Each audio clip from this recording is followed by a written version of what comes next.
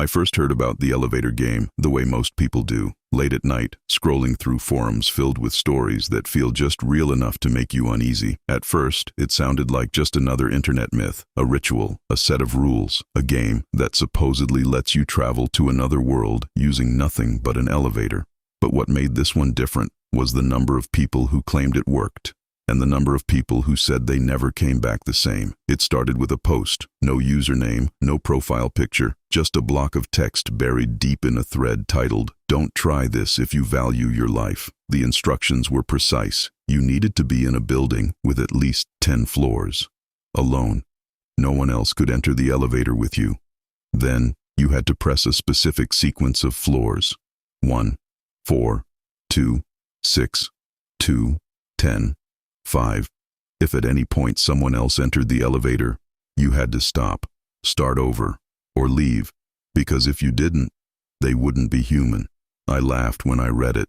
Of course I did. It sounded like something made up for attention, something designed to scare bored people online. But then I kept reading, story after story, different people, different cities, same instructions, and the same ending. A woman entering on the 5th floor, always the 5th floor, always asking the same question, "Where are you going?" And no matter what you did, you weren't supposed to answer. That's when curiosity started to creep in, because fear fades, but curiosity, it grows.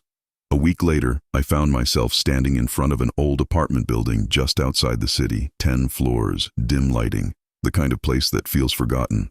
I told myself I was just going to look, that's it.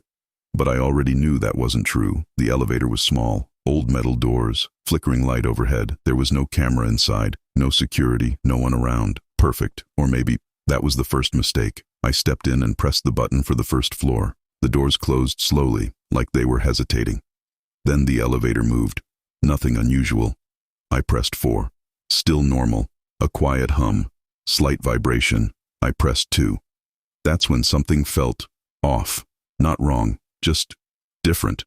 Like the air had gotten heavier. The lights flickered for just a second. I told myself it was just bad wiring. Old building. Nothing more. 2 again. The elevator stopped harder this time. A jolt. Like something had resisted the movement. The highest floor. The doors opened slightly. Then closed again. Like something had tried to get in. And changed its mind. I hesitated. Because next was the 5th floor. I almost stopped there. Almost walked out. But curiosity wins. I pressed 5. The elevator began to descend, slowly, too slowly. The hum changed, lower, deeper, like it was struggling, or like it didn't want to go there. Then it stopped. The doors opened, and she walked in. She looked normal, at first, just a woman, maybe mid-20s, long dark hair, head slightly tilted, standing unnaturally still. She didn't press any buttons.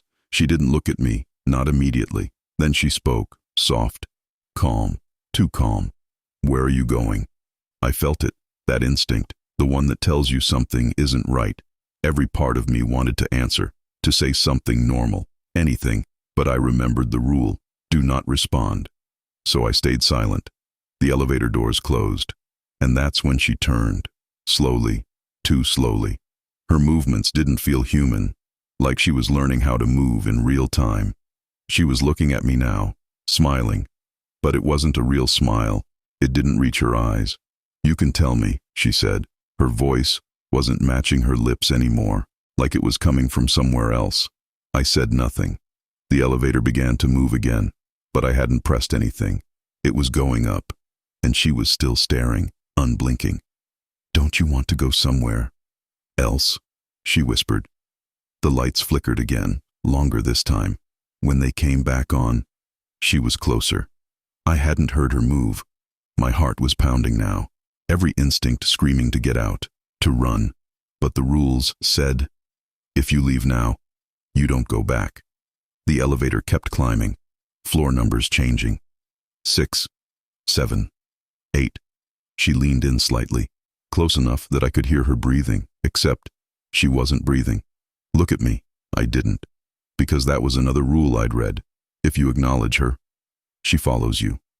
9, 10. The elevator stopped, The doors opened, but it wasn't the same floor. The hallway outside was dark, lights off, windows showing. Nothing, not night, not day, just black. No sound, no movement, nothing. "You've arrived," she said behind me. I still didn't turn, because I knew, if I stepped out, there was a chance I wouldn't come back, and if I looked at her, there was a chance I'd bring something back with me. So I did the only thing I could. I pressed the button for one. Nothing happened. The elevator didn't move. Then she laughed, quiet, almost amused. "You weren't supposed to do that." The lights went out completely. For a second, I couldn't see anything, and in that darkness, I felt something brush against my arm, cold, not like skin, like something pretending to be skin.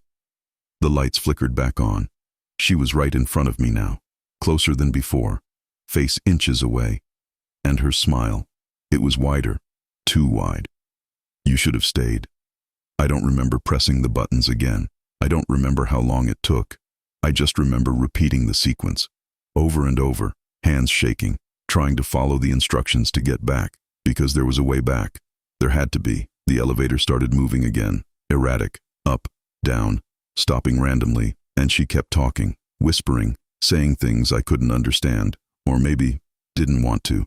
At one point the doors opened again, but this time I didn't look. I just kept going, pressed the final button. The elevator dropped, hard, like something had let go. Then silence.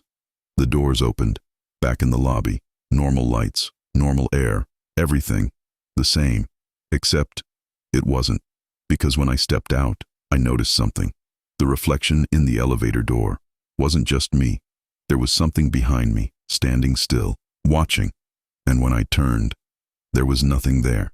I left the building, didn't look back, didn't tell anyone, but sometimes, late at night, when I'm alone, I hear it, a soft voice, right behind me. "Where are you going?" And I still don't answer, because I don't think I ever really left. If you've heard of the elevator game before, let me know in the comments. And if you're thinking of trying it, don't. Some games aren't meant to be played.